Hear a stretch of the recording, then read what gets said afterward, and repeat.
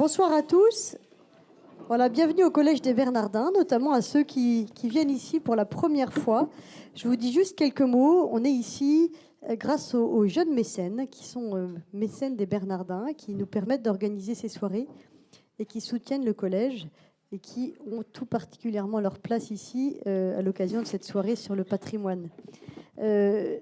Ça fait 10 ans avec Frédéric Bardot qu'on s'occupe d'animer ces soirées et on est très heureux parce qu'on a aujourd'hui notre 300e jeune mécène qui a donné pour soutenir le collège. Donc c'est un grand succès, une belle joie pour nous. Merci à tous encore une fois pour votre soutien et pour votre fidélité. Je voulais introduire en quelques mots Philippe et Fanny qui ont proposé cette soirée. Voilà, c'est Philippe et Fanny qui sont des mécènes et qui nous ont proposé ce sujet. On est très heureux par moment de pouvoir vous proposer des sujets qui viennent de vous. C'est aussi le but du collège, c'est de vous laisser la parole, de laisser jaillir vos idées et vos propositions. Donc Philippe et Fanny, si vous voulez nous dire quelques mots sur le thème de cette soirée, sur lequel on a travaillé ensemble. Et encore un grand merci pour votre soutien et votre fidélité. Bonsoir. Tout d'abord, merci à tous d'être venus à cette conférence et plus particulièrement à ceux qui ont répondu favorablement à notre invitation et qui découvrent pour la première fois le Collège des Bernardins et ses jeunes mécènes. Un grand merci aux intervenants d'avoir accepté de venir débattre sur le sujet de la préservation du patrimoine religieux qui nous tient particulièrement à cœur. Alors pourquoi avons-nous proposé ce sujet ? En fait, on a été interpellés, Philippe et moi, par deux aspects qu'on note, deux évolutions qu'on note, qui sont tout d'abord la vente d'objets religieux assez fréquente dans les salles d'enchères, et d'autre part la vente d'édifices religieux, à la fois dans des agences immobilières et également sur Internet. Donc on s'est posé la question, que peut-être certains d'entre vous se posent également, de savoir comment est-ce qu'on peut enrayer ce phénomène et de savoir également quelles sont les initiatives, tant publiques que privées, qui existent pour sauvegarder ce patrimoine dont la France est si riche. Voilà, nous vous souhaitons un bon débat en espérant que cette conférence permettra de répondre à ces questions. Bonne soirée. Voilà. Et cette soirée est animée par Alexandre Meyer, qui est très fidèle au poste, qui anime souvent nos soirées. C'est une joie de vous retrouver tous. Merci beaucoup. Merci de votre confiance. Je dois vous dire d'abord qu'en me plongeant un peu, en vous appelant les uns les autres pour préparer cette soirée, je me suis plongé dans ces histoires rocambolesques de nos églises vendues, dispersées, de ces objets du patrimoine religieux français que l'on retrouve sur les marchés, les brocantes, etc. Et puis, depuis, je ne peux pas m'empêcher de regarder par la fenêtre, de voir le temps, cette pluie qui coule, et d'avoir une sueur froide comme ça pour toutes ces églises aux toits percés, dont peut-être ces intempéries accélèrent la décrépitude. Enfin bon, j'espère qu'en sortant de cette soirée, on sera tous plus optimistes sur l'état des lieux de notre patrimoine religieux français. Voilà. Que faire du patrimoine religieux français à l'abandon ? Les moyens financiers nécessaires à l'entretien des bâtiments religieux grèvent le budget de communes les plus déshéritées et bien souvent elles ne peuvent plus y faire face. La désaffection aussi des lieux de culte s'accélère avec la baisse du nombre d'évocations et des paroissiens. Les problèmes, les dégâts, les dommages structurels qui s'accumulent dans certains édifices y rendent même le culte dangereux, voire interdit, et les condamnent à une lente mais inéluctable décrépitude. Que faire face à tout ça ? La liste est encore longue des motivations de quelques diocèses ou de communautés territoriales à se défaire de leurs clochers qui ne sonnent plus beaucoup ou plus très bien. Voilà. Alors, avec nos invités ce soir, on va se demander est-ce que ce patrimoine peut encore être sauvé ? Et si oui, comment ? Nous allons en parler avec nos prospères mérimées des temps modernes. Françoise Hamon, tout d'abord, bonsoir. Prenez votre micro. En quelques mots, vous êtes présidente du comité scientifique de l'Observatoire du patrimoine religieux. Alors, quelle est la mission de cet observatoire ? La mission du patrimoine religieux, ça passe. La mission du patrimoine religieux, c'est observatoire. Ça ne veut pas dire qu'il peut intervenir financièrement, ce n'est pas son rôle, il observe. Et on va en parler tout à l'heure, parce qu'on tient toute une série d'éléments qui permettent de préciser les chiffres. Là, pas de panique, hein, je dirais pas de panique, parce que nos statistiques montrent que les choses vont pas très bien, mais c'est quand même pas encore le désastre. Et il y a aussi beaucoup de bonnes nouvelles qui se produisent, donc quand même, il faut, oui, pas de panique. Mais il N'en faut dites regarder pas trop. de près. Voilà, Il faut on va regarder de détailler près. tout ça Et puis, dans un instant. Oui. Je suis aussi là parce que je suis un ancien conservateur régional des monuments historiques et professeur d'histoire du patrimoine à la Sorbonne. C'est pour ça que je suis à l'OPR. Hein. Je suis pas. C'est pour des raisons de compétences professionnelles, parce que c'est vrai que les problèmes juridiques, les problèmes économiques, les problèmes historiques et esthétiques, mais c'est presque secondaire, sont quand même assez compliqués à démêler. On va en parler Voilà. avec tous nos invités ce soir qui portent de nombreuses casquettes et effectivement les données juridiques, etc. ne sont pas des moindres. Je recommande évidemment la visite du site internet de l'Observatoire qui est fort bien fait, qui dresse effectivement l'inventaire des biens à vendre si d'aventure vous voudriez investir vous aussi. À ma gauche, Christine Dejean de la Bâtie, bonsoir. Tenez, voilà. Vous êtes déléguée à la commission diocésaine d'art sacré de Paris. Oui, je suis Alors, déléguée parlez-nous de adjointe. cette parce déléguée que, adjointe. voilà. Donc les commissions diocésaines d'art sacré ont été officialisées par le Concile Vatican II. Elles existaient dans de nombreux endroits déjà, à Paris notamment. Elle existait à Besançon, juste après-guerre. La commission diocésaine d'art sacré avait beaucoup fait parler d'elle. Mais elles ont été officialisées par la Constitution sur la liturgie, donc Sacrosanctum Concilium, qui est un document de Vatican II, qui est le premier chronologiquement. Et vous êtes architecte. Alors, et je suis liturgiste, architecte justement. et voilà, et je suis passée par l'Institut supérieur de liturgie. Voilà, il faut nécessairement allier deux compétences pour pouvoir à la fois juger des édifices et présider à leurs inventaires et à l'inventaire de leurs richesses, et également susciter de nouveaux aménagements sur le plan liturgique. Ça, ce sont les chantiers essentiels, principaux, dont Exactement. la commission a à connaître. Voilà. Exactement. Bon. À votre gauche, Alexandre Doniel, et face à lui, Guillaume Doniel, deux frères, antiquaires Bonsoir. en immeuble, fondateurs de l'agence Doniel Immobilier et de Vivant Vacant. Vous nous en direz un petit mot, je l'espère. Et vous proposez, alors là aussi, des solutions juridiques, architecturales, urbanistiques. Et vous avez évidemment une expérience, je dis évidemment parce que ça tombe sous le sens, on va le découvrir, une expérience l'un et l'autre d'historien d'art, surtout vous Guillaume. Historien d'art pour moi et urbaniste. Alors qui est l'avocat, qui est l'historien d'art, qui est l'expert, qui est... Non, moi, on cumule. On est juriste en droit immobilier tous les deux. Je suis historien d'art, j'ai fait l'école du Louvre et mon frère est urbaniste. Et on a créé une agence immobilière. On vend des monuments historiques de la préhistoire à nos jours. C'est la vérité. On vend des monuments préhistoriques et de l'architecture des années 50. Et en fait, la question des églises nous tenait à cœur lorsqu'on En fait, elle s'est posée dans la mesure où ça fait partie du patrimoine, des biens qu'on pouvait vendre. Et il y a certaines églises qu'on savait qui étaient actuellement en vente. Et on s'est posé la question du coup de est-ce qu'on nous-mêmes pouvions les vendre. Enfin, est-ce que il y a quelque chose qu'on trouvait un peu bizarre dans le fait de vendre une église. Enfin, en particulier une église, parce que bon, c'est avant tout un bien commun, mais enfin, c'est surtout un bien vraiment particulier de par tout l'affect qu'il y a et l'histoire qui est liée. Et du coup, on a réfléchi à différents projets par rapport à l'usage des lieux, leur affectation, leur réaffectation. Et de ça est né Vivant Vacant. C'est ça. Et en fait, l'idée vraiment qui motive notre projet, c'est la privatisation d'un lieu accessible au public depuis la nuit des temps est problématique. On ne peut pas privatiser un lieu accessible à la communauté depuis des temps immémoriaux. Et en fait, en tant qu'agent immobilier, c'est paradoxal. On aurait intérêt à les prendre à la vente. Et au fond de nous, il y a quelque chose qui nous dit on ne peut pas le faire, donc on ne le fait pas parce qu'on a le loisir de choisir. Et heureusement, on est juriste, comme ça. Et vous avez développé effectivement une solution, un service. produit, on peut dire un service bien particulier qui permet d'offrir encore de longues années en fait, de service à ces bâtiments-là au bénéfice d'une communauté. De la Parce que c'est vrai qu'il collectivité. peut y avoir quelque chose qui nous choque tous, qui est un peu saugrenu à s'imaginer, une chambre à coucher dans le cœur, et c'est bien souvent ce qui se produit lorsque ces bâtiments-là tombent en main privée. En tout cas pour le nord de l'Europe, où on en a de nombreux exemples.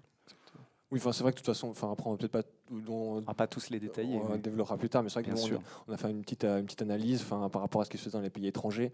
Et en gros, il y avait soit destruction, soit privatisation. Et c'était quoi la dernière possibilité? Non, c'était destruction et privatisation à l'étranger. Non, il y a la mise en place de National Trust, mais bon, en France, on en est encore assez loin. Donc on a réfléchi. Et voilà. On va y revenir. Je présente enfin Christophe Baudry, voilà, le 5e autour de cette table, fondateur et président de l'association des Amis de l'Abbaye de Saint-Germer. Je prononce bien? Très bien. Merci. Alors, Saint-Germer, où est situé Saint-Germer? C'est dans l'Oise? C'est dans l'Oise, c'est dans le Pays de Brest, c'est à la limite de la Seine-Maritime, de l'Eure et de l'Oise, ce qui ne facilite pas évidemment sa prise en charge par les différents pouvoirs publics, puisque tout le monde se renvoie un peu la balle. Mais en tout cas, c'est un monument absolument sublime qui fait partie d'ailleurs de la liste de Mérimée qu'on citait tout à l'heure, donc un des premiers monuments historiques classés en France, une abbatiale romane et de transition vers le premier gothique, qui est unique en son genre, et doté également d'une réplique de la Sainte-Chapelle de Paris, réplique du XIIIe siècle, donc tout à fait d'époque. Elle était fermée au public. Elle était fermée, elle s'est trouvée, en fait, c'est une belle histoire. Je suis dans ce plateau de loin le moins érudit, mais je vais vous parler d'un cas concret qui est une très belle histoire de sauvetage, malgré tout, dans un petit village d'un très grand bâtiment, puisque cette histoire se finit bien. L'église a été rouverte le 6 mai par l'évêque de Beauvais, et ce sera certainement la plus grande réouverture d'une église en France en 2018. Est-ce qu'elle avait été désacralisée? Elle n'a jamais été désacralisée, mais c'est pas comme si cette menace n'avait pas pesé, y compris dans les levées de fonds d'ailleurs que nous avons orchestrées, et où cette demande est revenue quand même au moins 2 ou 3 fois de la part des bailleurs de fonds, à qui on a donc dit gardez votre argent, il vous sera sûrement très utile au ciel. On va en dire encore quelques mots. Toutefois, ce qu'il faut souligner, c'est qu'aujourd'hui, Saint-Germer de Fly, depuis quelques mois seulement, accueille des milliers de visiteurs. Alors des millions, on n'en a pas encore là, mais des cartes de touristes, en tout cas. on espère, et qu'effectivement c'est un outil de dynamisation, encore une fois, d'un petit village dans un pays de Bray un peu enclavé entre 2 régions. Et c'est très nécessaire, et c'est une belle histoire de mobilisation entre, au départ, une étincelle venue d'un groupe de paroissiens, rejoint par des passionnés d'art et d'histoire, qui connaissent Saint-Germer, mais bon, c'est vraiment quand même un sujet d'érudits et de passionnés. Et puis, très vite, se sont également mobilisés, et heureusement, tous nos élus, au point que finalement, de façon très concrète, une cinquantaine de bénévoles se sont retrouvés très régulièrement, et même tous les samedis avant la réouverture, le tiers du conseil municipal, le curé, les paroissiens, les passionnés, etc., pour nettoyer ensemble l'abbaye. Mais ça, n'en dites pas plus, justement. On va garder encore un petit peu de suspense à ce sujet, mais d'abord, on va poser les données du problème. Patrimoine religieux à vendre, point d'exclamation. Est-ce vrai, et dans quelle ampleur? Est-ce que Françoise Hamon voulait nous en dire un mot? Parce que je suis allé voir moi aussi le site de l'Observatoire cet après-midi. Je m'attendais à en voir un catalogue, et en réalité, peut-être pas tant que ça. Là, je vais reprendre ce qu'on appelle la veille. La veille, c'est donc l'ensemble des spécialistes, de tout ce qui nous donne un coup de main, le dépouillement de la presse, de tous les systèmes de médiums, tous les médias. eBay, Le Bon Coin, etc. Vraiment. Oui, vraiment. Enfin, tout ce qui peut passer dans la presse locale, la presse générale, la presse nationale, les infos de la télé, les petits journaux et les marchands de biens, bien sûr. Et tout est mis donc en tableau. Alors, je suis pas arrivée à le sortir, à l'imprimer avec mon imprimante où il y a un problème. Bon, alors.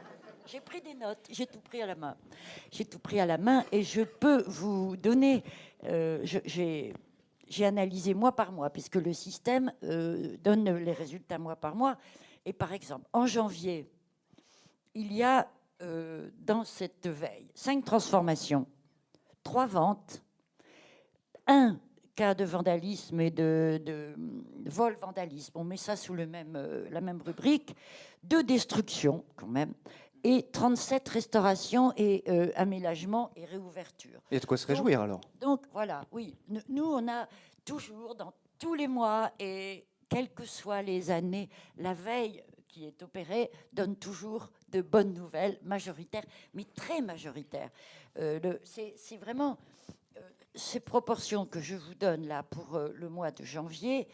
C'est à peu près toujours la même chose. D'accord. Tous les mois, on est dans les mêmes proportions. Donc on est entre 30 et 50 ventes de biens religieux, immeubles par an, même pas. On est même pas. autour de 30, il y a des mois où il n'y en a pas du tout. Pourtant, j'ouvre les guillemets, église, chapelle, couvent, la vente de biens religieux cartonne, fermez les guillemets, seloger.com.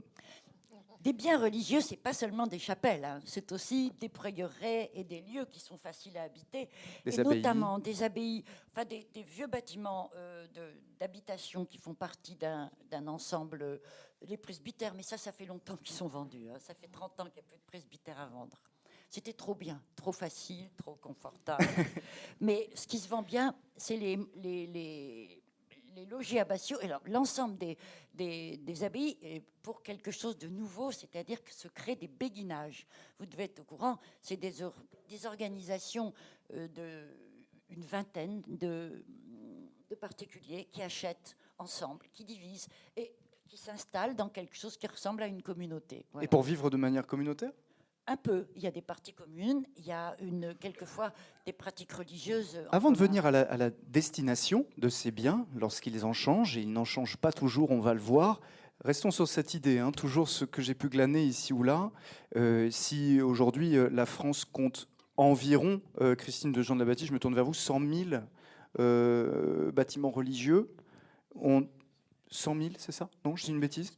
N'hésitez pas à me reprendre un. Alors, je suis incapable, hein, je suis à Paris. Donc là, À Paris, c'est combien? À la ville de Paris, il y en a 99. Ah oui, c'est pas beaucoup. Oui, non. oui, mais alors. Sans compter ceux qui appartiennent. Voilà, une petite centaine. Bon, pour non, Paris. Sans compter ceux qui appartiennent à des hôpitaux, donc à la PHP, qui sont des aumôneries de collèges, et puis tous ceux qui appartiennent à des propriétaires privés, c'est-à-dire en particulier à des congrégations. À l'échelle de la France, donc si c'est moins de 100 000, enfin, de toute façon, on va compter, il y en a environ 2,5 par paroisse, donc à peu près par commune aujourd'hui, si on peut dire. C'est variable. Dans les zones de montagne ou les zones où on calcule qu'il ne faut pas qu'on ait plus d'1 heure de marche à pied à faire pour aller le dimanche. Donc on multiplie ce qu'on appelle des succursales ou des chapelles. C'est des chapelles qui appartiennent à la paroisse, qui sont, oui, on dit succursales juridiquement.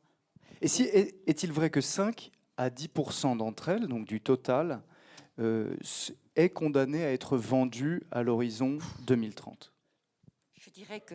Est-ce qu'on peut faire cette estimation ou pas? Non, elles ne sont pas condamnées à être vendues parce qu'il n'y a pas de possibilité d'achat dans ces campagnes. Rien ne se vend. Alexandre Deniel. Après, ça dépend des alternatives, oui. tout simplement. Enfin, si jamais on propose des alternatives, si on n'en propose pas... Puis même, enfin, vous dites qu'ils sont destinés à la vente et vous avez soulevé un autre point qui est très juste, c'est est-ce qu'il y a des personnes qui sont prêtes à les acheter? Enfin, ça dépend aussi. En fait, on découvre lorsqu'on soulève le coin du voile qu'il y en aurait potentiellement un certain nombre à vendre parce que les communes ont du mal à les entretenir, mais en réalité, il n'y a pas d'acheteurs. Enfin, déjà, il faut savoir que tout n'est pas à vendre. Enfin, il faut déjà qu'elles soient désacralisées pour être vendables. Donc déjà, on va commencer par parler uniquement de celles qui sont désacralisées, parce que c'est celles qui nous intéressent, en tout cas mon frère et moi, à savoir celles qui ne sont plus du tout affectées au culte. Donc celles qui ont perdu leur affectation. Alors ça, nous, on avait un chiffre par rapport à je ne sais plus. Enfin bref. Est-ce que vous pouvez simplement nous donner, chronologiquement, comment est-ce que ça se passe? On construit une église, qu'elle soit très ancienne ou plutôt récente, du 19e ou du Moyen-Âge. Comment ça se passe? Elle est dans une zone qui n'est plus assez habitée, on ne s'en sert plus, on la désacralise. Comment les choses se font? Alors, l'acte de désacralisation, c'est un acte administratif qui relève donc du préfet de département. Ce sont des actes relativement rares. Après, il y a la loi de 1905 prévoit une désaffectation de fait pour non-usage, mais qui est rarement mise en jeu. En fait, on est plutôt en présence d'un lent glissement vers un abandon et une disparition des radars. Des chapelles qui sont mangées par le lierre jusqu'à ne plus être visibles. Et le toit finit par tomber dedans, et un pan de mur, 2 pans de mur, 3 pans de mur, et au dernier pan de mur, il ne reste plus, donc il reste plus de bâtiments. Quand vous dites des églises vendables, est-ce qu'il y a un marché? Alors, le marché du presbytère a été très actif, il l'est encore, nous avons des presbytères à la vente qui sortent de communes, donc qui sont des premières mains, si je puis dire. Ce sont souvent des bâtiments intéressants, qui sont dans leur jus, qui n'ont pas été trop massacrés, qui sont en mauvais état, mais qui n'ont pas subi de détérioration volontaire et qui trouvent leur public, contrairement à ce que vous pouvez peut-être penser. Les amateurs de patrimoine, pour les petits presbytères en dessous de 100 000 euros, il y en a quand même beaucoup. Il y a beaucoup de jeunes ménages qui aiment le patrimoine, entre 20 et 35-40 ans, qui achètent des biens, et notamment des presbytères. Alors, ceci dit, est-ce que c'est vendable et souhaitable à la vente? J'ai le cas d'un presbytère du Sud-Ouest où on m'a appelé, je suis allé sur place et je me suis rendu compte que le presbytère était au milieu de la place du village, mais vraiment au milieu, c'est-à-dire que l'église est décentrée, donc c'est vraiment le presbytère. Et le maire m'a dit si c'est à vendre, absolument c'est à vendre, très bien. Je fais le tour, un très joli presbytère qui est en fait un prieuré du XVIIIe siècle, dans son jus, avec tous ses éléments d'époque, ses portes de placard, ses clés d'origine qui fonctionnent, enfin vraiment un très beau bâtiment. Il s'avère, donc je fais mon avis en valeur, je leur propose le mandat et une solution alternative. Et là, tout change. Le conseil municipal, qui semblait apaisé lors de la visite et dans un relatif consensus, en fait, à distance, c'était pas du tout ça. Il y avait un noyau dur de 4 ou 5 irréductibles qui ne voteraient jamais la vente. Et on rentre là dans le back-office de ce qui se passe face à l'emballement médiatique de l'église est à vendre, on vend la chapelle sur je ne sais quel lieu touristique, je ne sais quelle ville de province où elle se trouve au milieu, et on va faire un reportage dans France 3 Régions pour montrer que c'est à vendre. Mais oui, mais c'est à vendre, entre c'est à vendre et c'est vendu, c'est différent. Il faut voir le processus de vente d'un bien qui appartient à une collectivité locale, c'est un acte compliqué. Il faut une désaffectation au culte, il faut une désaffectation de la domanialité publique, parce qu'un bien public d'une collectivité locale n'est pas la même chose qu'un bien privé d'une collectivité locale. Et ensuite, il faut effectivement recevoir un mandat de vente, qui est un acte d'administration courante, qu'un directeur général des services peut signer, mais l'acte de vente qui relève de l'organe décisionnaire de la collectivité locale, qui est le conseil municipal, statistiquement, et on a quand même bien étudié la question, ne vient jamais. Mais vraiment jamais. Les cas de chapelles en vente sont des chapelles qui relèvent d'institutions qui sont postérieures à la loi de 1905 ou alors qui ont échappé par, je ne sais pas. Ça réduit énormément le champ des possibles. Alors. Après, il y a aussi le cas, nous on travaille justement avec une association qui rachète des lieux, enfin des églises et des couvents pour 1 euro symbolique. Ce qui prouve bien que les communes, les petites communes, en Bretagne notamment, enfin là, c'est là où on connaît le mieux le secteur, en fait elles ne peuvent plus assumer cette charge. Et ça va être de plus en plus le cas avec l'augmentation le transfert de compétences et la baisse de leur dotation et des rentrées sur les bases de taxes. Les communes vont devoir faire des choix. Donc et on a bien raison de s'inquiéter. La préservation des chapelles. Oui. Pour nous, justement, c'est là où on se dit que pour nous, il y a urgence à mettre en place une solution alternative. C'est parce que sinon, c'est quoi les alternatives? Est-ce que les communes vont continuer à entretenir des points morts? Parce qu'on parle toujours des églises désacralisées, qui ne sont plus du tout affectées au culte. Donc, c'est-à-dire qu'elles ne servent à rien, elles sont vides. Est-ce que les petites communes vont continuer à les entretenir, ou alors est-ce qu'elles vont arrêter de les entretenir, dans quel cas ça va tomber en ruine, ce qui n'est pas forcément mieux, ou alors c'est quoi l'autre solution? Qu'elles les vendent, ce qui n'est pas encore mieux. C'est les 3 solutions qui existent actuellement. Est-ce qu'il y a une corrélation entre le fait qu'elle soit toujours... Il y a une autre alternative, c'est le mécénat privé. Ah oui, ou les vendre, et c'est là où je vais en revenir tout à l'heure, les ventes à une association. On connaît une association justement avec qui on travaille en Bretagne, mais ça on reviendra plus longuement dessus, qui face du coup à ces petites communes qui n'ont plus les moyens d'entretenir ces églises et ces couvents, du coup les vendent, mais à cette association qui actuellement on a une trentaine, déjà racheté une trentaine, pour 1 euro symbolique. Et à chaque fois, ce que cette association fait, c'est qu'elle met en place une petite association par lieu qui a en charge de faire du mécénat pour financer son entretien. Mais encore une fois, c'est toujours pas de logique de réaffectation derrière.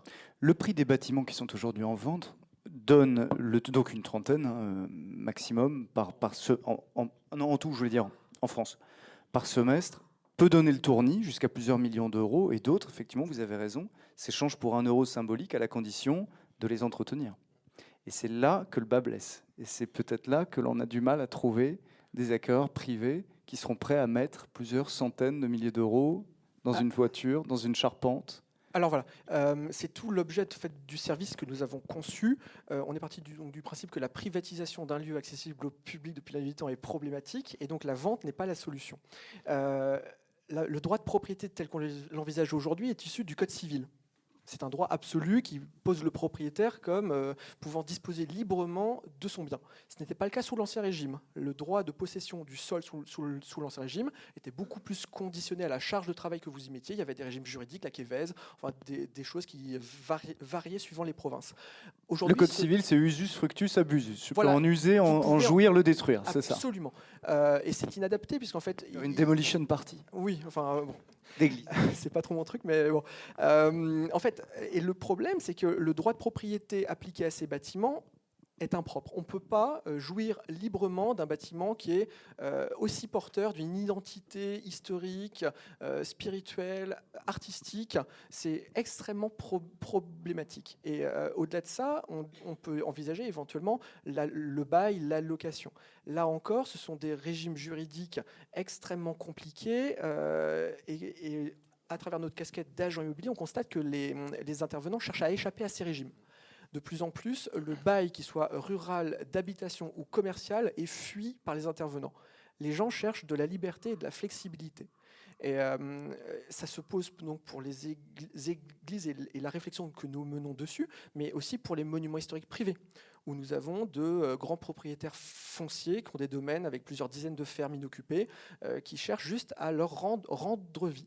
Et là intervient une notion qui est le sens de la possession. Est-ce que ce qui est important, c'est de posséder ou c'est d'en avoir l'usage ? Et en fait, on a réfléchi, ça fait 2 ans qu'on mène la réflexion là-dessus. Pour proposer une solution médiane. Exactement, une solution médiane qui allie le but poursuivi par le propriétaire. La collectivité locale ne cherche généralement pas à faire de l'argent avec une vente. Ils cherchent juste à se décharger de l'entretien pour faire tenir leur budget, juste ça. Et en face, je veux que ça reste debout, que ça ne me coûte pas trop cher. Exactement, et que ça ne coûte rien si possible. Et en face, nous avons des porteurs de projets qui ne sont pas dans une démarche d'acquisition de patrimoine. Ça ne les intéresse pas d'acquérir un patrimoine pour le transmettre. Ils cherchent juste des outils pour leur projet.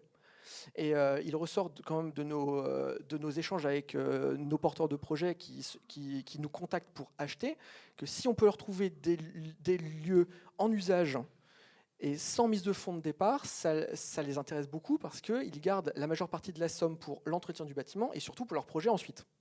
Donc le contrat innovant que nous élaborons n'est pas un contrat de vente, n'est pas un contrat de location, c'est pas un bail emphytéotique, c'est pas de la location, c'est autre chose. C'est un contrat qui allie les intérêts du propriétaire et les intérêts du porteur de projet. Peut-être parler un peu plus précisément un exemple, du service, peut-être. enfin le service Voilà. qu'on propose. Enfin, c'est un service en 2 temps. Dans un premier temps, une phase d'expertise des problématiques qui font que le bâtiment est inutilisé. Si jamais les communes ne l'utilisent pas, enfin, si jamais c'est si simple que juste de faire un contrat de location ou de choisir un type de contrat précaire pour le affecter, faire en sorte que l'église ne soit pas inutilisée, ce serait trop simple. Mais en fait, il y a d'autres problématiques. C'est-à-dire que ce sont des bâtiments voilà, qui doivent être, pour certains, désacralisés concrètement, même si jamais dans les faits, ils sont déjà désacralisés, il faut que derrière, on fasse une désacralisation de fait. Enfin, si jamais c'est des monuments historiques, il y a d'autres règles. Et en particulier, il y a des problématiques par rapport au droit d'urbanisme. C'est-à-dire en fonction de la destination du bâtiment, il y a des règles, enfin, notamment par rapport à la hauteur du bâtiment. Enfin bref, du coup, ça peut nécessiter des modifications du plan local d'urbanisme. Et face à tout ça, enfin, les petites communes n'ont pas forcément ni la volonté politique, ni les connaissances, ni les ressources en termes de compétences pour pouvoir faire ces changements. Dans les grandes villes, ça, on le sait très bien, la pression foncière fait qu'on ne peut pas laisser ces lieux inutilisés. Dans les petites communes, du coup, on laisse couler parce qu'il n'y a pas de pression foncière, parce que alors que, si jamais du coup on fait, nous, la chance c'est qu'à nous deux, on a l'ensemble des compétences justement pour faire dans un premier temps cette phase d'expertise, trouver comment mettre en place la réaffectation. Donc ça, c'est la phase d'expertise surtout juridique. Et dans un deuxième temps, on reprend notre casquette d'agent immobilier pour justement trouver un partenaire de projet. Et c'est là où on peut commencer à craindre, parce qu'on se dit, la réaffectation, alors à qui et pourquoi faire ? Et là, vous remarquez quelque chose, c'est que globalement, ceux qui font appel à vous entendent préserver le côté public, accueil du public le plus grand possible de ces lieux. De les préserver même dans leur nature, dans leur âme, en quelque sorte. Oui, effectivement. Après, les propriétaires sont des propriétaires personnes publiques, des représentants de collectivités locales. Donc, même si jamais nous, on considère que, voilà, c'est des lieux qui doivent être laissés à la disposition du public, c'est-à-dire pour un usage associatif ou culturel, de manière préférentielle. Et si on orientera notre business model là-dessus, c'est pas un choix qui nous revient à nous. C'est-à-dire que nous, on met en place un service, un outil qui permet justement de trouver des possibilités de réaffectation au bâtiment. Mais in fine, le choix, si jamais le propriétaire personne publique souhaite voir une activité commerciale se développer dedans, on ne pourra pas lui dire non, assez difficilement. Parce que ce qu'il faut voir aussi, c'est que les églises, pour nous, en fait, à terme, ça peut être aussi un outil de développement du territoire au niveau local. Un outil de développement du tissu associatif ou un outil de développement économique. Mais c'est des bâtiments avec une centralité urbaine et avec énormément de potentiel. Et du coup, il faut le voir voilà, comme un couteau suisse urbain. C'est une expression qu'on avait entendue ici même au Collège des Bernardins l'année dernière. Et c'est quelque chose qui m'avait marqué. Voilà, un couteau suisse urbain, un lieu justement. Il peut y avoir des affectations parfois assez baroques. Je ne sais pas si, Françoise, vous avez un exemple. Et puis ensuite, j'aimerais que Christophe Baudry nous raconte l'histoire de Saint-Germer et comment lui a mordu à pleines dents dans ce millefeuille administratif pour redonner vie à tout cet ensemble. Mais ces changements de destination, alors on voit des salles de spectacle, ça c'est assez fréquent. C'est même la majorité des cas. D'accord. Des salles de concert, des salles... Mais le vrai problème, c'est que toutes les communes qui avaient besoin de salles, elles sont équipées. Et maintenant, avec une meilleure acoustique, avec un système de chauffage plus performant. Mais ça suppose qu'on est en ville. Or, le problème des villes, il n'est pas si grave que ça. Le problème, il est dans les campagnes. Oui. Et là, c'est pas la peine de faire des salles de concert. Personne ne va au concert. Éventuellement au concert de rock. On a vu des marchés couverts aussi, ou des résidences de tourisme. Alors, il y a beaucoup de restaurants. Oui. Et le restaurant, on reprend quand même la vocation de rassemblement d'une certaine communauté. C'est assez cohérent qu'une église devienne un restaurant si le restaurant est un peu respectueux. Mais il y a effectivement des exemples. Il y avait eu un numéro de la revue Art Sacré qui avait été consacré à ça, qui nous avait montré des photos très amusantes. Une caserne de pompiers, une piscine, une boîte de nuit, oui, un skatebar. Enfin, il y a eu des garages. Bon, mais ce sont toujours les mêmes exemples qu'on montre, ce qui prouve qu'il ne doit pas y en avoir tellement finalement. Et puis après tout, la plupart, pendant des siècles, étaient devenus des greniers à grains ou des choses comme ça aussi au lendemain de la Révolution française, ou des écuries, ou des arsenaux, Jacobin ou des Toulouse, prisons. c'était une écurie, et ça l'a sauvé. Sinon... Est-ce que c'est pas aussi l'histoire, alors c'est peut-être choquant ce que je veux dire, mais l'histoire de ces lieux, de ces vieilles pierres, pas de changer de destination, mais de connaître ces flux, ces reflux de leurs visiteurs, de leurs fidèles. Alexandre, micro. Oui, de vivre, d'évoluer. Enfin, nous, en tout cas, c'est comme ça qu'on voit les bâtiments. Enfin, on travaille sur beaucoup de bâtiments patrimoniaux et qu'on voit un manoir du 15e ou du 6e siècle. Enfin, il quasiment jamais dans son état originel. C'est-à-dire qu'il a évolué au fil du temps, au fil des propriétaires, au fil des besoins des propriétaires, des aspirations, des modes, des moyens. C'est-à-dire il y a eu des raménagements, des fenêtres qui ont été percées, élargies pour apporter plus de lumière. Enfin, ça évolue au fil du temps, de manière plus ou moins harmonieuse. Mais en même fonction... sur les affectations, en fait, on a quand même beaucoup de propriétés où on voit au 19e, on n'a pas hésité à transformer la vieille chapelle du 15e siècle en écurie et de faire un oratoire intérieur. Il n'y avait pas la sacralisation des traces matérielles du passé comme ce qu'on a connu depuis 2 siècles en France environ. Alors, est-ce que ça veut dire qu'on porte sur tout ça un regard trop romantique, justement, celui de Prosper Mérimée, celui de Viollet-le-Duc? Il y a quelque chose de romantique et d'un peu triste dans le goût de la ruine. Enfin, la protection des monuments historiques est née en même temps que le goût pour la ruine romantique en Angleterre, en France. Mais aujourd'hui, la différence, c'est qu'il y a en plus une législation qui vous impose de garder ces traces matérielles et qui leur fait même un régime dérogatoire du droit commun. C'est-à-dire que ces bâtiments sont protégés et la plupart du temps, les acteurs voient ça aussi comme une contrainte. Alors, je ne sais pas si on est spécialement conservateur à Saint-Germer, où rien n'a bougé, c'est vrai, ou presque depuis le XIIe siècle, mais je suis persuadé d'une chose, c'est qu'on n'aurait jamais mobilisé 350 personnes, dont 50 bénévoles de noyau dur, tous les samedis pendant des mois, pour en faire une salle de concert. Et je suis absolument certain que chrétiens, croyants, pratiquants ou pas, tous ceux, parce que tout le monde n'était pas spécialement cathos dans nos membres, tous ceux qui se sont mobilisés l'ont fait pour notamment les traditions, toutes les traditions villageoises, c'est-à-dire toutes celles liées à la famille. Il y a encore 40% de baptêmes dans une classe d'âge, les mariages évidemment, et puis les enterrements, puisque même dans une société déchristianisée, on ne sait pas enterrer ses morts ailleurs que dans un édifice religieux. Et puis même les cérémonies civiles, puisque le 11 novembre, de toute façon, il y a forcément une messe qui réunit les anciens combattants, les élus, etc., tout le monde, et ce sont des moments absolument essentiels dans la vie des villages. C'est dommage que ce soit parfois oublié. Il y a des villages effectivement plus dynamiques que d'autres. Saint-Germain est peut-être un bon exemple, bien avant la création de notre association d'ailleurs, de dynamisme. Mais objectivement, c'est ça qu'on nous a demandé, c'est de continuer une chaîne de tradition qui a commencé, j'ai dit le XIIe siècle, c'est la construction de l'abbatiale, mais le monastère date même du 7e siècle.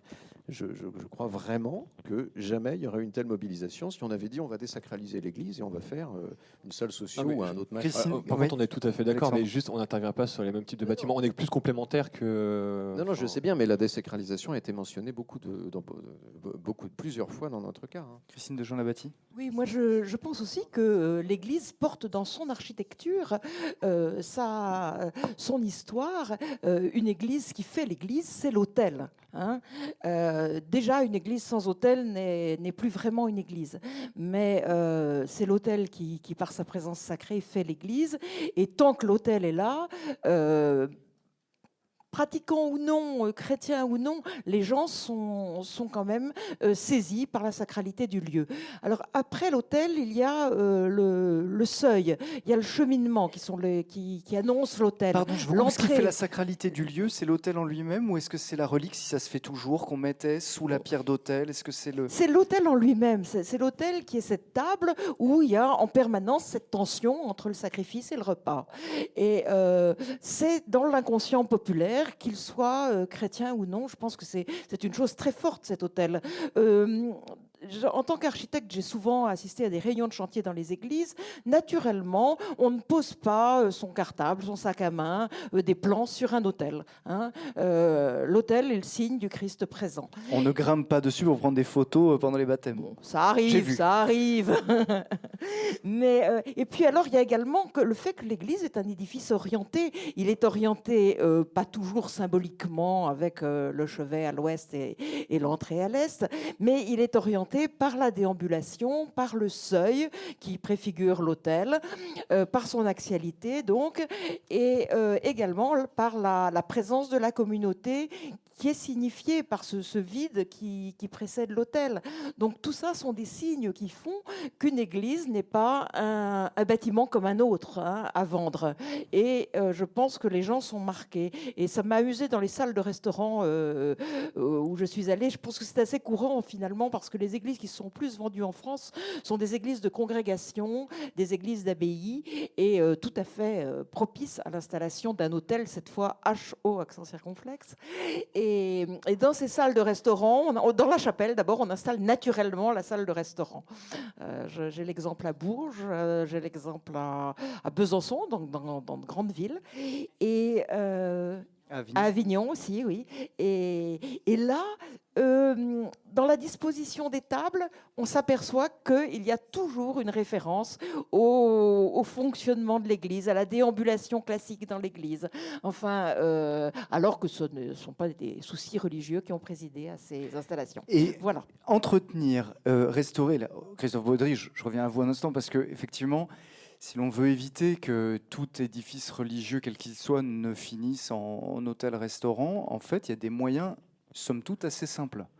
Et même pas très chers, si l'on voulait éviter la ruine complète. Bah oui, effectivement, le système D, c'est très bien. Alors, on a mobilisé absolument tout ce qu'on pouvait, les artisans du coin. Il y en a un qui a prêté sa nacelle pour qu'on arrache les buissons qui poussent sur les murs. Et c'est pas, même si c'est un monument historique, les monuments historiques ne peuvent pas intervenir tous les 3 mois pour arracher les buissons. Donc, effectivement, s'il n'y a pas des bénévoles en permanence qui se mobilisent pour entretenir le bâtiment tout le temps, mais tout le temps, tous les mois, c'est vrai que c'est un facteur d'effondrement, surtout dans un édifice aussi grand que l'abbaye de Saint-Germer. Il y a des petits essentiels en fait, entretenir, restaurer bien sûr, ouvrir au public, mais Faut être là. ouvrir tout simplement, Et aérer ouvrir. de temps en temps. Alors, aéré, oui, on l'ouvre tous les Pas jours. trop, pardon. Pas Non, l'hiver, que l'été. On l'ouvre tous les jours, et c'est vrai que ça nous expose au vol et au vandalisme, on en a. Hein. Aussi. Mais c'est un risque qu'il faut courir. Il vaut beaucoup mieux un bâtiment, un édifice religieux, une église ouverte. Vous avez accueillante. dû, vous, ça c'est une anecdote amusante que vous m'avez racontée, conjuguer aussi des avis complètement tranchés, voire radicalement opposés, les monuments historiques, les pompiers.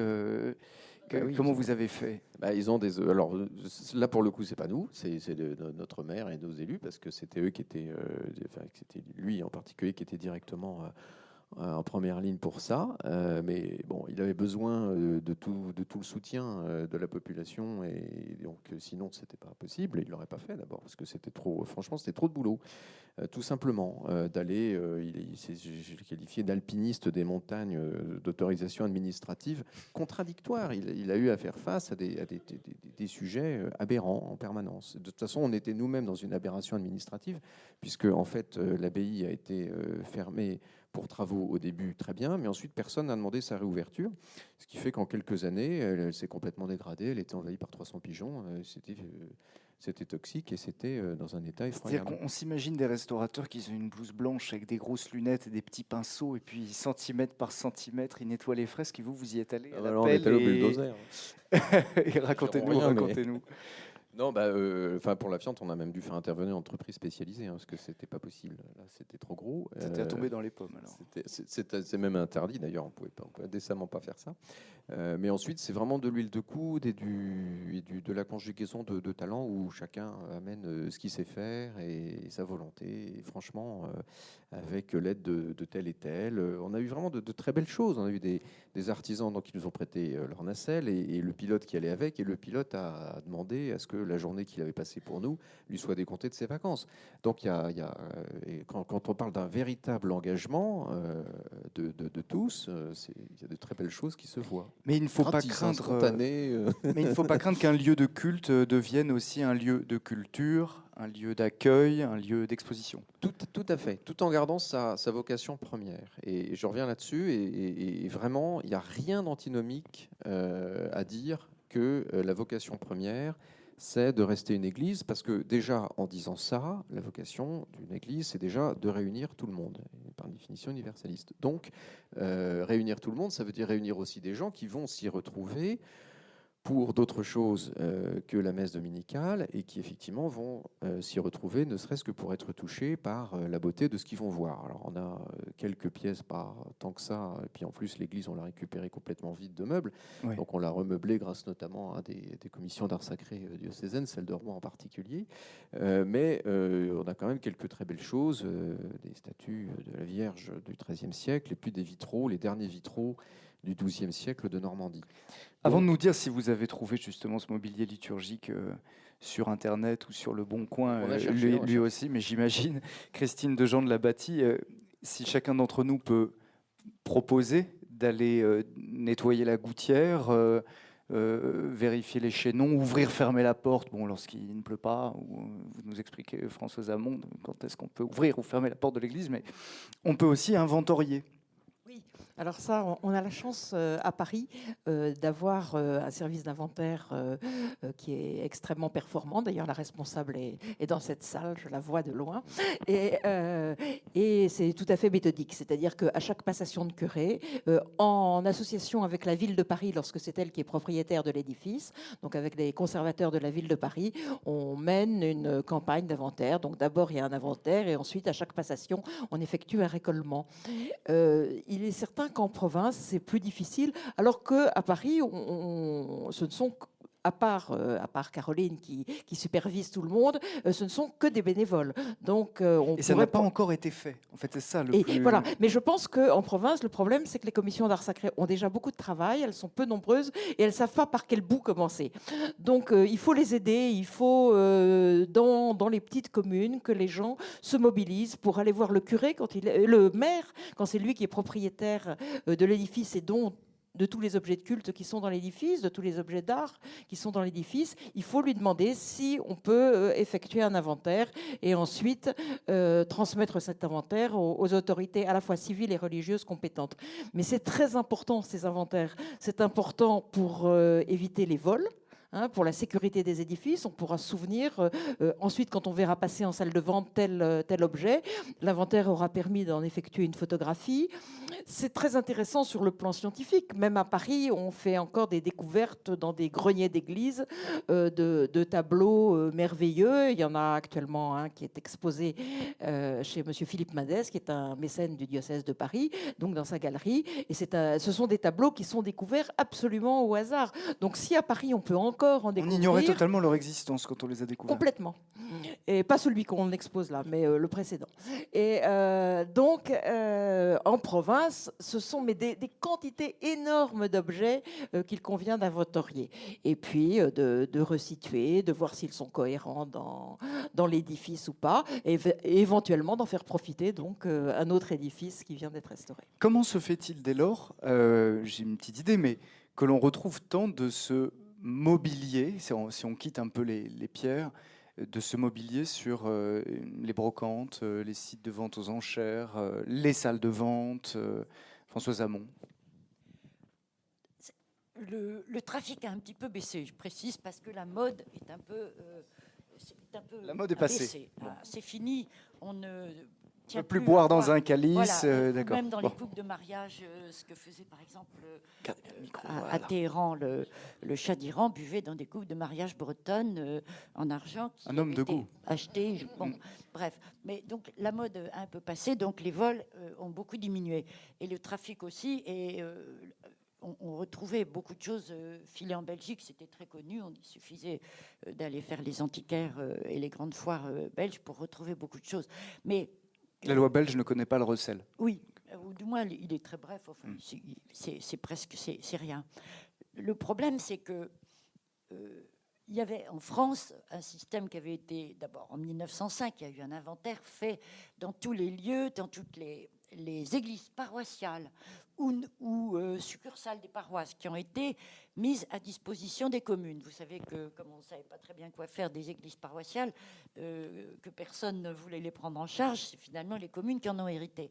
Et à ce moment-là, un inventaire précis a été fait du contenu, précis ou pas précis. Voilà, le problème, c'est ça, c'est que c'était fait sous l'autorité du ministère de l'Intérieur. Les personnalités du ministère de l'Intérieur chargées de le faire dans une sous-préfecture, je connais cette question pour des raisons familiales. C'était trop loin, ils n'ont pas trouvé, ils n'y sont pas allés. Non, ils sont allés. Ils sont allés avec des gendarmes parce que c'était pas toujours facile. Mais ils ne savaient pas décrire les objets. Donc, aujourd'hui, ces inventaires sont quasiment inutilisables. On ne sait pas quoi ils sont. Tout à fait. C'est invraisemblable. Donc, en fait, on a un calice, on a 3 calices. Donc on ne sait pas ce qu'il y a dans nos sacristies. Ou pas bien. Enfin, l'inventaire de 1905 n'est pas. Est-ce que les tableaux font pas très 50 utile. cm ou 3 mètres de largeur? Tout à fait. Rien n'est précis. Ils n'avaient aucune technique. On a été trop vite. Donc là, on sait aussi qu'au moment des inventaires, certains biens ont été dissimulés. Pas énormément, mais il y en a eu et on en retrouve sur le marché, par exemple. Dissimulés à des fins de protection au départ? Non. Oui et non, je ne sais pas très bien. En tout cas, il vient de se produire un événement un peu embêtant. La commune de Saint-Iriex, en Corrèze, a découvert qu'un chef reliquaire qui appartenait à la commune... Chef reliquaire, c'est un reliquaire... Une tête. Un reliquaire en forme de tête. Et avec la tête à l'intérieur? Non, il y a généralement un morceau. Un petit bout de crâne peut-être, et encore... Bon. Mais surtout, il y a des pierres précieuses, c'est très orné, c'est très précieux, c'est magnifique. Et ce reliquaire, ce chef reliquaire au Metropolitan Museum de New York. Comment y est-il arrivé? À New York, il est repéré dans les inventaires en 1905 ou 1905, quelque chose comme ça. Donc il est entré au moment où on faisait les inventaires. Que s'est-il passé? Il faudrait, là, on va avoir du mal. On a quand même 120 ans, 115 ans d'intervalle pour reconstituer la chose. Je ne sais pas ce qui... juridiquement, ça va être très difficile. En tout cas, la commune le revendique. Il s'est passé quelque chose. Ça a été vendu. Ça a été vendu. Le musée l'a acheté. À qui? Bon. Mais vous voyez, les inventaires n'ont pas, alors à ce moment-là, n'ont pas été très bien faits, pas été faits de façon méticuleuse. Et puis il y a autre chose. Malraux, le ministre Malraux avait créé, à la demande de l'historien d'art André Chastel, un service d'inventaire général des monuments et richesses artistiques de la France. Je suis rentrée dans cette institution en 1964. Je l'ai quittée en 80. En faisant l'inventaire en Bretagne, on était extrêmement méticuleux. On avait un très bon spécialiste de l'orfèvrerie que vous avez connu, qui travaillait sur tout de manière parfaite. Voilà, le problème, c'est que quand, dans les années 80, on a pratiquement arrêté de faire ça. On ne s'est plus du tout intéressé à des inventaires territoriaux, on a fait des inventaires thématiques sur le patrimoine industriel, sur le patrimoine technique et scientifique. Et c'est là, Alexandre, Donc, Guillaume c'est Deniel, fini. je voudrais savoir si c'est 100% de ces objets religieux que l'on trouve aujourd'hui sur le marché sont parvenus sur le marché frauduleusement ou pas. Alors ça, c'est plutôt ma partie parce que je suis expert en orfèvrerie et j'ai notamment un blog sur l'orfèvrerie religieuse. Il se trouve que ce sont des objets qui sont arrivés sur le marché de manière complètement légale suite à la fermeture de bon nombre de maisons religieuses depuis 50 ans. Aussi scandaleux que cela puisse paraître, on trouve quand même sur le marché beaucoup de reliquaires du 19e, de grandes chasses reliquaires avec beaucoup de reliques à l'intérieur, ce qui pose aussi la question de l'inaliénabilité du corps humain. Enfin, c'est un autre sujet, mais et en fait, il apparaît qu'il y a même des collectionneurs d'orfèvrerie religieuse. Ce sont des objets qui sont loin d'être dénués d'intérêt. Alors, je dirais qu'il y a deux catégories. Il y a les objets qui présentent un intérêt du point de vue de l'art et ou de l'histoire, suivant les termes des classements monuments historiques. Et la matière, vous avez raison, et ceux qui ont été produits en très grande quantité, souvent de piètre qualité au 19e, qu'on retrouve quand même en très grand nombre dans les ventes aux enchères ou même dans les ventes de communautés sur place encore ces temps-ci, et qui pose le problème de circulation d'objets qui pouvaient être détournés ou profanés. Mais je ne sais pas ce qu'on pourrait en faire. Il y a le musée de la Visitation de Moulins qui a trouvé une solution pour stocker, entre guillemets, les trésors qui pourraient sortir de communautés, mais il y a, à mon avis, pas de consensus là-dessus, et chaque maison fait plus ou moins ce qu'elle veut au moment où elle ferme, et généralement ça prend souvent le chemin de la vente aux enchères sur place dans des conditions assez sommaires, et c'est acheté par qui veut bien l'acheter lors de la vente aux enchères, donc il n'y a pas de contrôle. Encore là une fois, on trouve le problème du manque de contrôle suite à une vente. De la même façon qu'une église est vendue, son propriétaire fait ce qu'il veut avec. Un monument, un objet liturgique est vendu, son propriétaire fait ce qu'il veut. Que faut-il faire lorsqu'on en voit passer, nous-mêmes, en tant que croyants? Est-ce qu'on peut, en tant que fidèle, est-ce qu'on peut prévenir le diocèse? Je vois passer un chef reliquaire quelque part. Est-ce qu'il faut l'acheter, l'offrir? J'avais vu que des associations s'étaient montées pour en acheter, les envoyer à des communautés plus défavorisées pour qu'elles aient justement leurs reliques aussi. Christine de Jean Labadie. Mais oui, il faut les acheter parce que je crois que c'est le seul moyen pour quand ils ont été volés, pour qu'il y ait quelqu'un qui porte plainte et qui puisse reconstituer le trajet de l'objet. Mais il faut d'abord consulter les fichiers. Il y a quand même des fichiers établis par la police et la gendarmerie, par un organisme dont je vais évidemment avoir oublié le nom, mais qui est très très compétent, et on a eu beaucoup de conférences là-dessus à la maison de la conférence des évêques, parce que on était justement toutes les commissions d'art sacré réunies. Et là, il y a des fichiers qui sont quand même très bien tenus et on peut comparer. Moi, je pense que beaucoup des objets actuellement qu'on trouve dans les catalogues de salles des ventes viennent des congrégations, hein, beaucoup plus que de vols.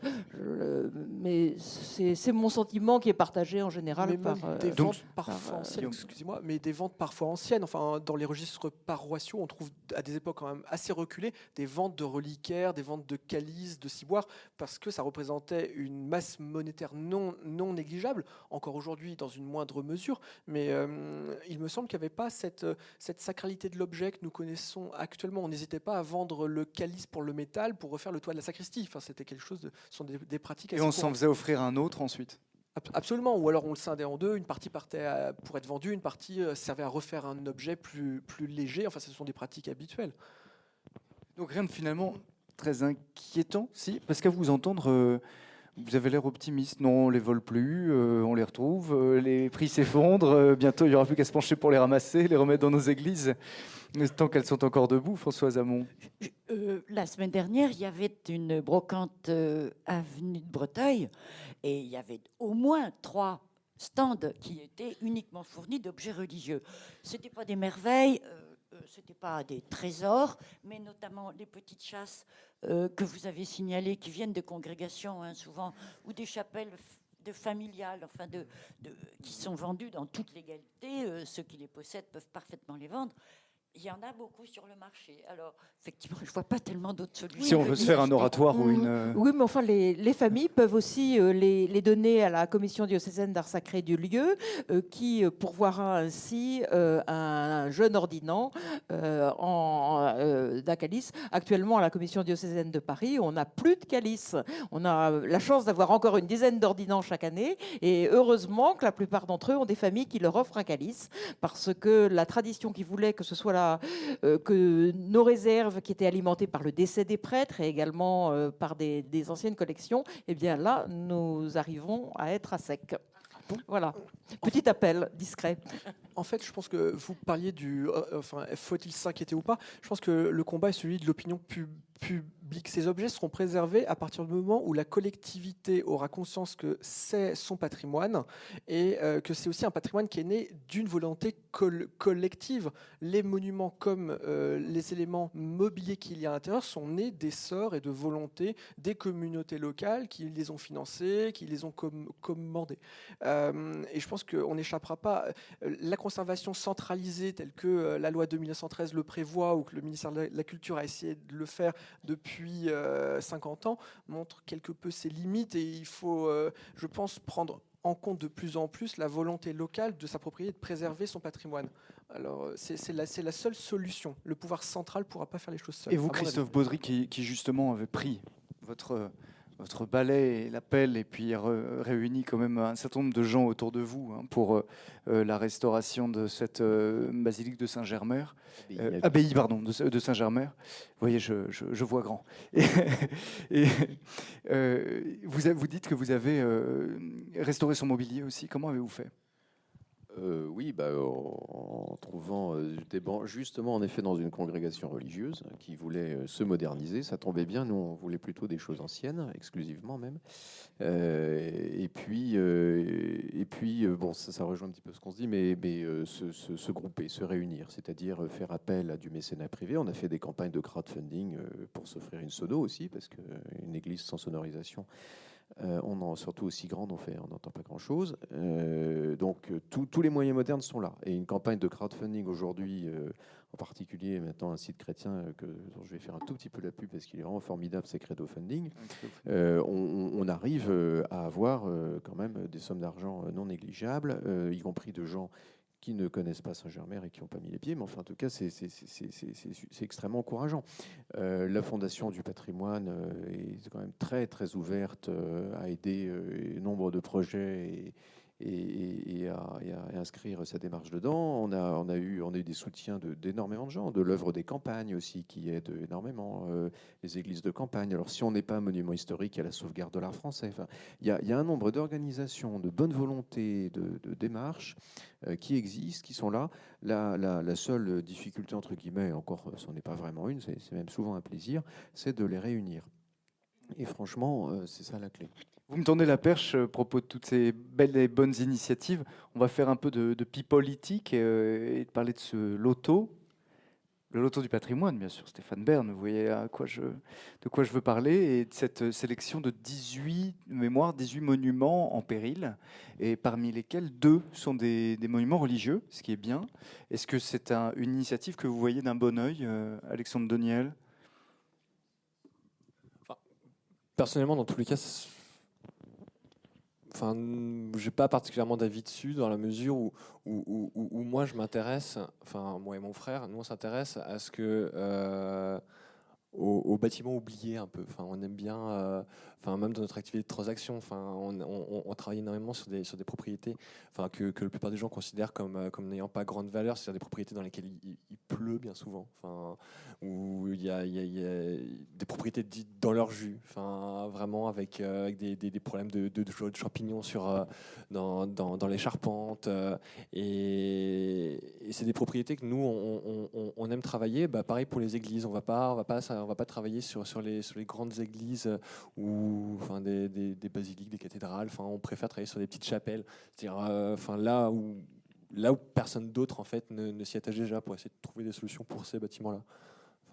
Après, le loto du patrimoine, oui, c'est très bien. C'est à mon avis un très bon coup médiatique. Est-ce que ça va changer la phase de la protection du patrimoine en France? On sait que de toute façon, les Français sont déjà assez amoureux de leur patrimoine. Les émissions Plus beau village des Français, Village le plus fleuri, etc., sont là pour le prouver aussi, non? Après, je pense pour le petit patrimoine, il ne faut pas négliger, en tout cas nous, pour notre activité de transaction, l'implication vraiment de personnes l'État ne peut pas tout, vraiment. L'implication de personnes privées est primordiale pour le petit patrimoine, parce que c'est pas l'État tout seul qui va préserver l'ensemble du patrimoine, que ce soit religieux ou non. Il y a besoin justement de personnes passionnées qui vont s'intéresser à ces bâtiments ou à ces objets, vont s'investir personnellement, avec leur temps, avec leurs moyens financiers. Avec leur passion. Je crois que c'est un peu le maître mot de la soirée. Je sais que vous vouliez tous insister là-dessus, sur l'initiative individuelle, Christine de Jean de la Bâtie, qu'il s'agisse des inventaires, qu'il s'agisse d'aller demander au curé, d'aller demander au maire la clé de l'église, encore une fois, de vérifier que les vitraux sont en place, que les grilles sont bien fermées, etc. Oui, alors, et je voulais également me faire le porte-parole d'une association dont je fais partie qui s'appelle les Priants des campagnes. Donc là, moi, je me situe en amont par rapport à toutes ces personnes qui considèrent un patrimoine qui est en état déjà de vente ou d'abandon. Mais pour faire vivre nos églises de campagne, les Priants des campagnes se sont attelés à coordonner et à favoriser des initiatives de prière dans les églises, en sachant qu'une église, ce n'est pas juste pour la messe, et que souvent dans les campagnes, dans les provinces, il y a des groupes de prière, il y a des mouvements qui, au lieu de se réunir effectivement bien au chaud autour d'un feu de cheminée, d'un bon gâteau, mais pourraient également se réunir dans l'église.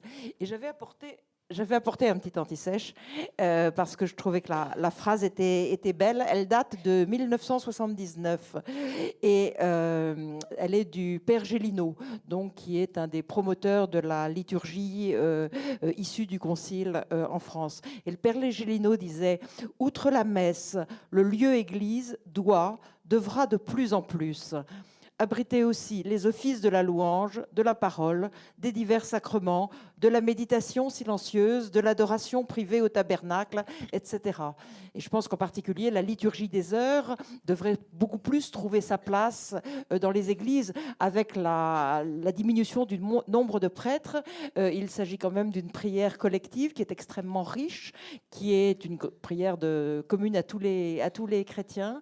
Et voilà, je voulais porter ce message aussi de petites initiatives très souples, toujours en lien avec le curé responsable évidemment de l'Église, et bien de promouvoir toutes ces opérations pour faire vivre nos églises, parce qu'une église où on prie, c'est une église où on aura envie de faire le ménage, où on aura envie de nettoyer les crottes de pigeons, dont le village sera fier. Dépousser le bois et l'entretenir, recréer des synaxes.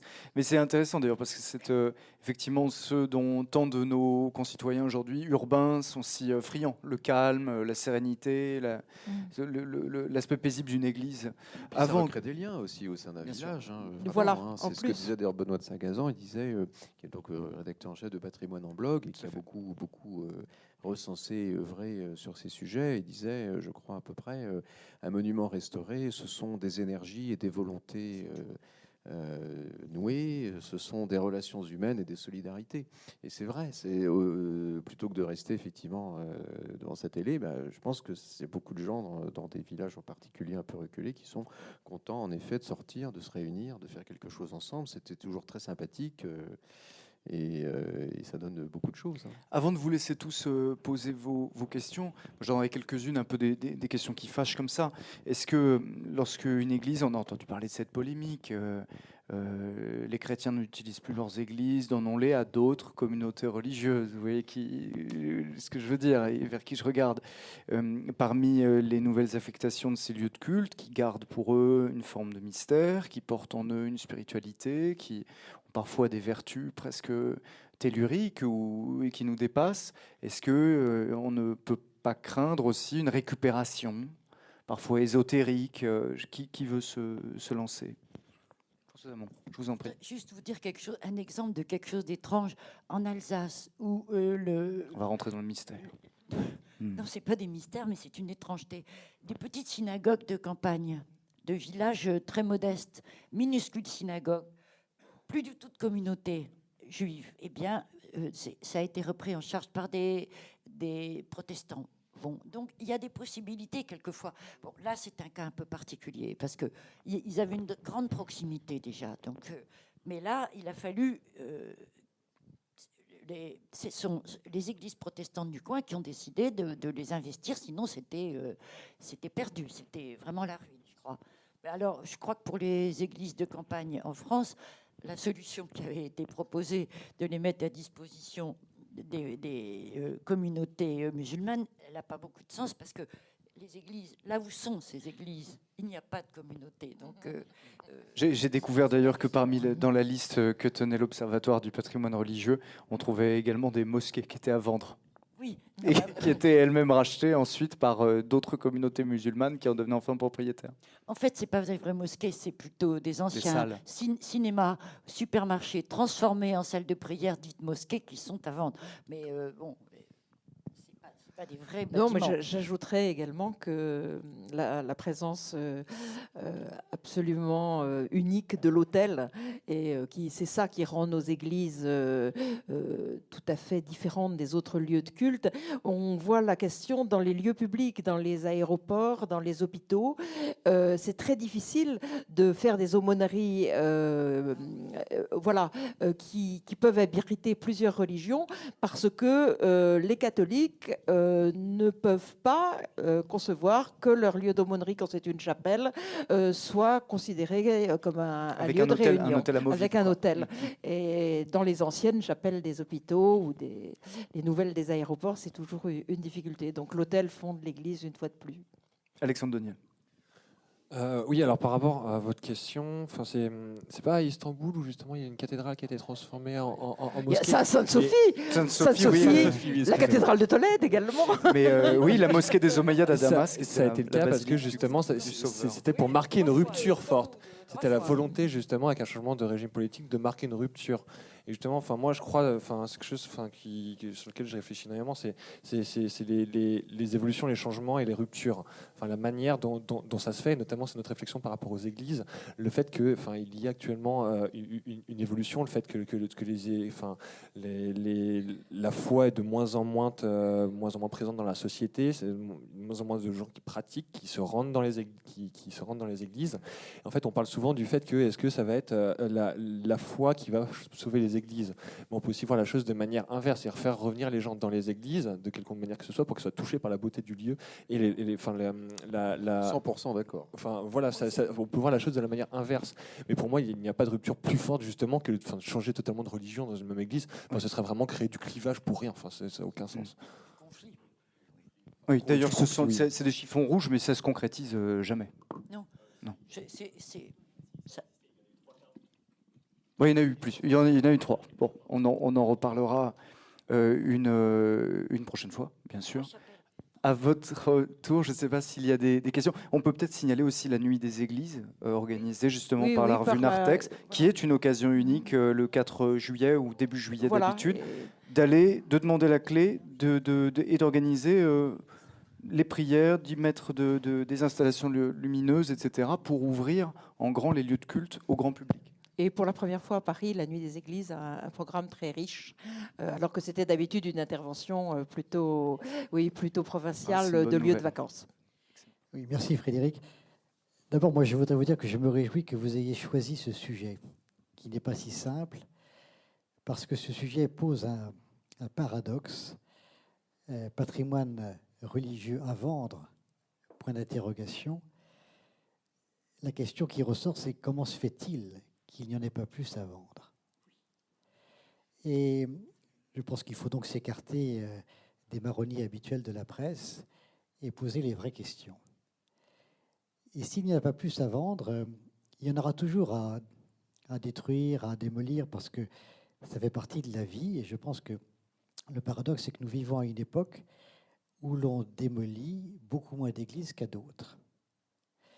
Il y a forcément des églises, notamment je pense à des églises gothiques du 19e siècle, qui ont été souvent construites de façon hâtive, qui nécessiteraient des travaux de restauration absolument insensés, et qui, tout simplement en raison de la médiocre qualité du bâtiment, seront démolies.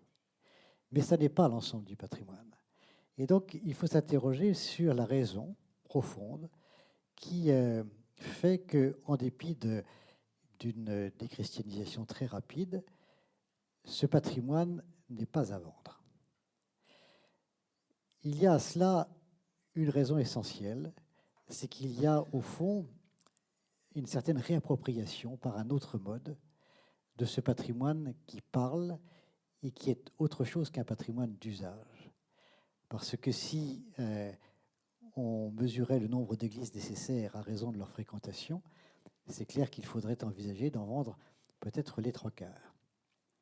Et donc, on est bien devant un problème qui est assez intéressant et qui, je pense, caractérise notre pays comme un pays qui a gardé de profondes racines spirituelles, car la situation que je décris n'est pas absolument universelle, notamment dans certains pays anglo-saxons ou scandinaves, le respect de ces bâtiments est beaucoup moins affirmé. Je voudrais vous donner 3 exemples qui, je pense, peuvent être des sources d'espérer. D'abord, je voudrais rebondir sur l'exemple de la Fondation du patrimoine, qui est un exemple absolument unique. Il se trouve que j'ai beaucoup participé à la création et au développement de cette fondation. Est-ce que vous savez qu'aujourd'hui, la Fondation du patrimoine contribue à la restauration de 600 ou 800 églises par an? Et donc, si on rapporte ce chiffre au patrimoine total, alors je ne sais pas si c'est 100 000 ou 40 000, ça doit se situer entre les deux, c'est un chiffre très significatif. Jamais on a tant restauré d'églises en France.